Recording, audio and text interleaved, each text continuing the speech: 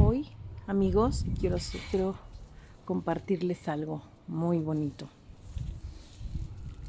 Hace algunos meses vi una plantita nueva en mi jardín. Yo pensé, ¿qué será esta plantita? Siempre lo pienso.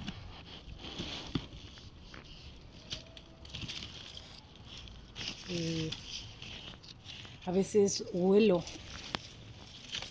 la planta y esta olía cítrico.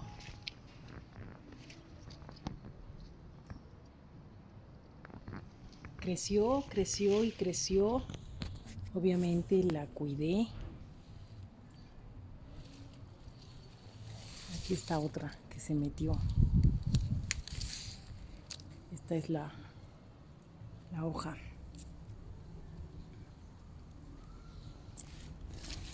Y pues después floreó. No tiene mucho que floreó y ahora tiene estas hermosas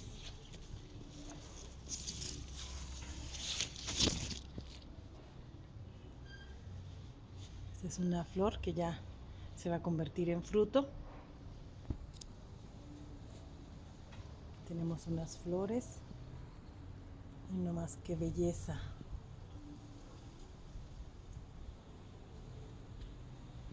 Qué belleza de flor. Y este es el fruto.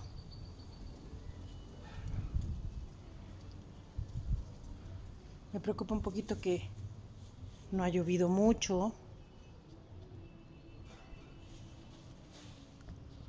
Sí hizo mucho calor en algún momento, pero pues después ya se ha detenido. Sí, amigos, es maracuyá.